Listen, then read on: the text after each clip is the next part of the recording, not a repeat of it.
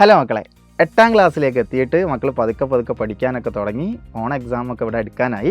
Okay, നിങ്ങൾ UP സ്കൂളിൽ നിന്ന് ഹൈസ്കൂളിലേക്ക് എത്തിയതിൻ്റെ ആ ഒരു എന്താ പറയുക എക്സൈറ്റ്മെൻ്റ് ഒക്കെ ഇപ്പോൾ തീർന്നിട്ടുണ്ടാവും. മക്കളെ, നിങ്ങളുടെ സിലബസ് മാറിയതിന് ശേഷമാണ് 8ാം ക്ലാസ്സിലെ സിലബസ് മാറിയതിന് ശേഷമാണ് നിങ്ങൾ ഇപ്പോൾ പഠിച്ചു തുടങ്ങിയിട്ടുള്ളത്.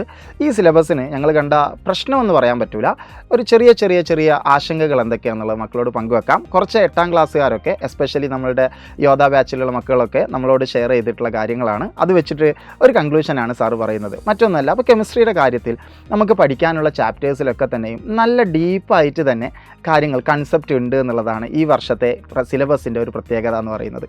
അതുകൊണ്ട് തന്നെ അത് പഠിച്ചെടുക്കാനായിട്ട് മക്കൾക്ക് നല്ല പ്രയാസം അനുഭവപ്പെടാറുണ്ട്. കാരണം നിങ്ങൾ 7ാം ക്ലാസ്സിൽ നിന്ന് 8ാം ക്ലാസ്സിലേക്ക് എത്തി ഈ ഒരു ലെവലിലേക്കൊക്കെ കയറി വരുന്നുള്ളല്ലോ. പക്ഷെ അതൊരു പ്രശ്നമായിട്ടോ നമുക്ക് ആരെയും കുറ്റപ്പെടുത്താനൊന്നും പറ്റില്ല. നല്ലതിനാണ്, നല്ല സിലബസാണ്, നല്ല ഡീപ്പായിട്ട് കൺസെപ്റ്റുകളും കണ്ടൻറ്റുകളൊക്കെ ഉണ്ട്.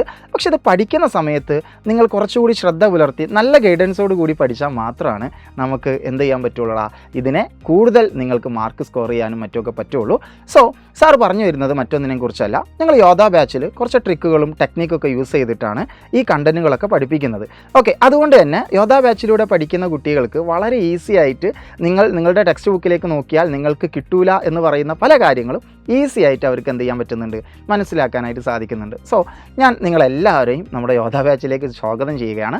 ഓക്കെ, നിങ്ങൾ പെട്ടെന്ന് തന്നെ യോധ ബാച്ചിൽ ജോയിൻ ചെയ്താൽ ഞങ്ങളുടെ യോധ മക്കളോടൊപ്പം തന്നെ നിങ്ങൾക്കും ഇതേപോലെ പഠിക്കാനായിട്ട് സാധിക്കും.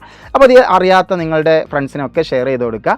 അപ്പോൾ 8ാം ക്ലാസ്സിൻ്റെ ഇമ്പോർട്ടൻസ് എന്താണെന്ന് വെച്ചാൽ നിങ്ങളിപ്പോൾ തന്നെ അറിഞ്ഞിട്ടുണ്ടാവും. നിങ്ങളെ ക്ലാസ് ടെസ്റ്റുകളൊക്കെ നിങ്ങൾ എത്രത്തോളം പെർഫോം ചെയ്തിട്ടുണ്ട് എന്നൊക്കെ നിങ്ങൾക്ക് കമൻറ്റ് ബോക്സിൽ പറയാം കേട്ടോ. സാറ് പറഞ്ഞ അഭിപ്രായത്തോട് നിങ്ങൾക്ക് യോജിക്കുന്നോ എന്നൊക്കെ നിങ്ങൾക്ക് കമൻറ്റ് ബോക്സിൽ പറയാം. അപ്പോൾ എന്തായാലും 8ാം ക്ലാസ് നമുക്ക് യോധ ബാച്ചിനോടൊപ്പം അടിച്ചു പൊളിക്കാം, ഷെയറാക്കാം. യോധ ബാച്ചിലേക്ക് പോകാം.